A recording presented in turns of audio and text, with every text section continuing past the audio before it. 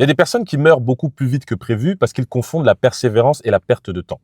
Que ce soit dans le sport, que ce soit dans un business, dans un travail, dans une relation amicale, dans un couple, dans une famille ou quoi, la relation avec les parents.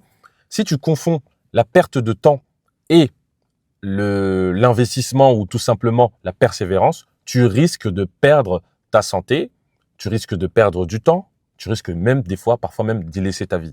Et je vais t'expliquer rapidement dans cette vidéo comment tu peux faire pour différencier, discerner que là, je suis en train de perdre du temps ou là, je suis clairement dans la persévérance. Alors, je vais prendre dans l'exemple du business. J'ai commencé l'entrepreneuriat, c'était en 2018, si je me trompe pas. J'étais encore dans mes études et ce qui s'est passé, c'est que je n'avais plus de bourse, je n'avais plus d'entrée d'argent, je n'avais plus rien et je ne travaillais pas à côté. Donc cette année-là, ça allait être très compliqué. Donc si j'avais une décision, un choix à faire, soit j'arrêtais l'école ou tout simplement je continuais. Mais comment j'allais faire pour trouver de l'argent? Donc j'ai regardé, je me suis dit qu'est-ce que je peux faire? Qu'est-ce que je peux faire pour avoir de l'argent? Qu'est-ce que je peux faire pour continuer et ne pas arrêter mes études? Donc j'ai réfléchi, je me suis dit, j'ai fait une formation dans la conduite, j'ai l'appétence dans tout ce qui est former tout simplement des gens, peu importe que ce soit la conduite ou autre. Et ce que je vais faire, c'est que je vais prendre mon véhicule et je vais former les gens qui sont à l'auto-école pour leur apprendre plus rapidement à conduire, à passer leur permis, etc. Et donc ça se passait bien parce que par la suite, j'ai eu des clients, j'ai commencé à mettre mes offres sur les réseaux sociaux, etc. J'ai passé toute une année en ne vivant que des revenus de mes cours de conduite. C'était ma toute première expérience avec l'entrepreneuriat. Donc par la suite, je suis rentré dans le monde du travail après mon BTS. Et donc ce qui s'est passé, c'est que j'ai commencé à préparer mon voyage pour le Canada, comme tu le sais. Et ensuite, j'ai entrepris. J'ai commencé à chercher droite à gauche qu'est-ce que je pouvais faire, par exemple dans le trading, le digital, etc., etc. Et par la suite, en fait, j'ai découvert que l'une de mes meilleures expériences dans l'entrepreneuriat, c'était quand je faisais des cours de conduite. Parce que j'avais dans toutes mes activités, certes, il fallait que je puisse persévérer, il fallait que je puisse être patient, il fallait que je puisse continuer de cette activité-là qui me nourrissait aussi personnellement.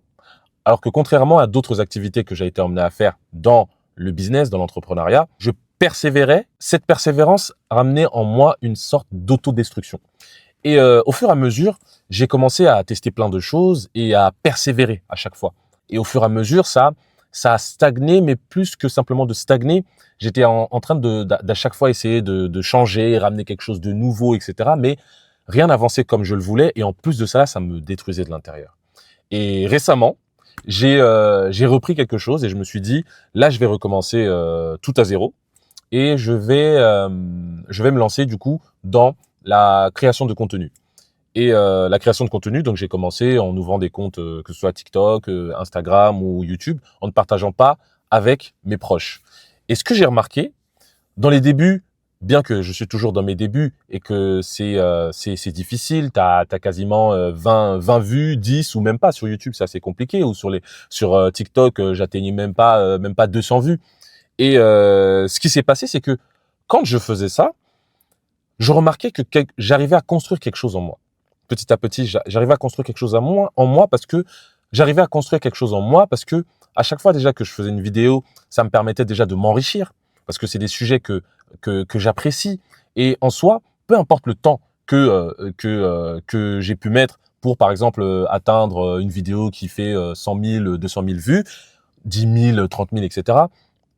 Peu importe le temps que ça a pu mettre, en faisant ça, ça m'enrichissait personnellement. Ça me faisait évoluer à partir de l'intérieur. Et c'est là que je reviens à ce que je te disais au début, c'est qu'il y a plein de personnes aujourd'hui qui se retrouvent que ce soit des relations de couple, qui se retrouvent dans un métier, qui se retrouvent dans une ville, dans une relation avec ses parents, etc., où ils persévèrent pour essayer, par exemple, de recréer du lien, pour essayer une augmentation, pour faire en sorte que ça se passe mieux, etc., dans ce boulot-là ou dans sa vie de couple. Mais là où il y a un hic, c'est quand ta persévérance t'auto-détruit.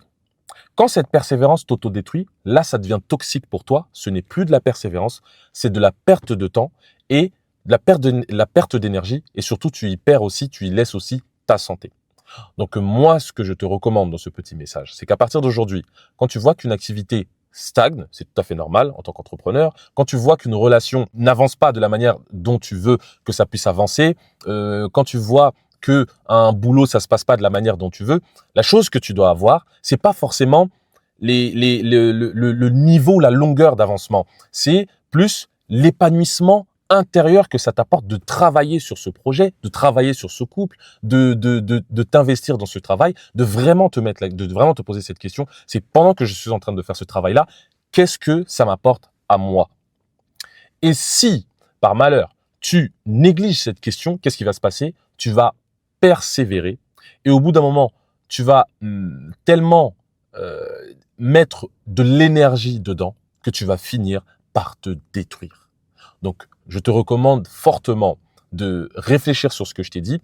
Et ce que j'aimerais aussi, c'est, est-ce que toi, tu as déjà eu une expérience de cette manière-là? Parce que j'aimerais bien aussi pouvoir échanger. Je sais que maintenant, j'ai quelques abonnés. J'aimerais bien échanger avec les personnes qui ont eu ce type d'expérience pour enrichir en soi la communauté.